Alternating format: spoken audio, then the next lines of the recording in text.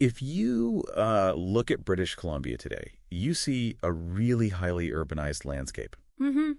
Vancouver stands out as this vibrant global hub, right? Yeah. Soon to top 3 million people. It's remarkable, yeah. But how did this whole urban system, especially kind of nestled against all that rugged terrain, how did it actually come about? Right. So this deep dive, we're going to unpack about, 200 years of non-native settlement and development. Really dig into it. Try and reveal some of the maybe surprising forces that shaped BC's cities and communities. And our mission really is to dive into your sources, understand that historical evolution, Okay. trace the path from, the earliest fur trade forts right up to the uncertainties of today's global economy. And see what that means for people. Exactly. For how people live and work across the province now. Okay, let's get into it. The very beginning of non-native presence. The first semi-permanent outposts were these fur trade forts. Right, Hudson's Bay Company, that kind of thing. Set up for British interests, material gain, foundational stuff. But what was their impact, beyond just the trade itself? Well, what's really fascinating and sobering in your sources is how these forts became focal points not just for commerce, Okay. but also, tragically, for the spread of diseases and missionary activity. Ah. Your sources say this really accelerated what they term deterritorialization. What's right? Essentially, the forced displacement and profound cultural disruption for First Nations often moved on to small reserves. Right. And discrimination. Oh, yes, definitely. Early discriminatory practices, especially against Asian populations, relegated to segregated areas like Chinatowns. But then, just as that corporate control seemed solid, something else exploded onto the scene.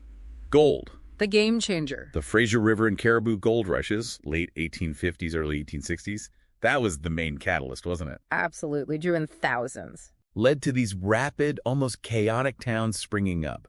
Your sources use words like haphazard, disorganized, frame-structured, and even fire-prone. Barkerville comes to mind. Classic example. And this whole period, it really broke the Hudson's Bay Company's grip. A new system, though. A new system, yeah, of urban centers, though, as you said, a fragile one. Many became ghost towns pretty quickly when the gold dried up. Such a boom and bust cycle. Exactly. Now, if we connect this forward, the promised railway after Confederation in 1871, that was the next massive shift. Despite the delays. Despite early delays, yeah. It radically reshaped the province. And here's something really striking from your sources. Okay, one. The Canadian Pacific Railway, the CPR, it was so powerful it basically created Vancouver. You mean literally built it? Pretty much. Surveyed it into a grid pattern, owned huge tracts of land, docks, infrastructure, turned it into the central hub for Western Canada. Wow. A city engineered by a corporation. That's something. It really is. In this era, it also saw that big shift, population-wise, from rural to urban. A dramatic shift, yes. Fueled by new tech for resource extraction, too. Like coal, timber. Coal, timber, mining. It created lots of new resource towns, especially in places like the Kootenays with their mining booms. But there's a darker side to the railway story, too, isn't there? The labor. A very harsh reality.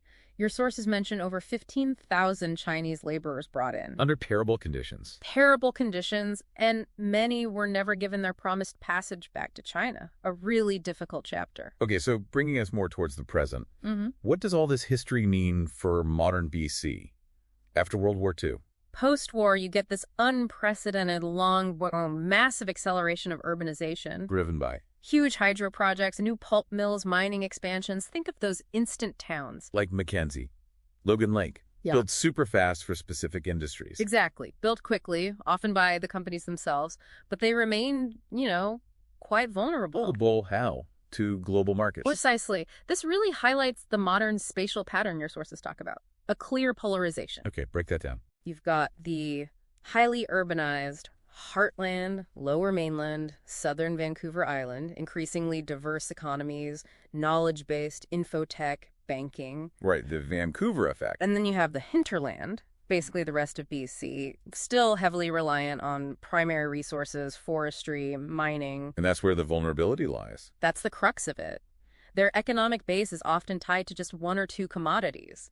Global prices shift, demand drops. And you see Sawmill closures, job losses, We've seen it again and again. Resource-dependent communities hit hard. and big economic shocks like the Asian financial crisis in the late 90s, The dot-com crash, the 2008 recession. plus ongoing trade disputes like the softwood lumber agreement with the U.S. All of it intensifies that divide. Primary industry jobs have really declined overall in relative terms. So, looking at that core hinterland split today, what's one key challenge the sources point to? Something that makes bridging that gap so hard? Well, one thing that stands out is just the sheer difficulty of diversifying those hinterland economies. Why is it so hard? Just find new industries. If only it were that simple. The infrastructure, the skills in the workforce, even the community's identity.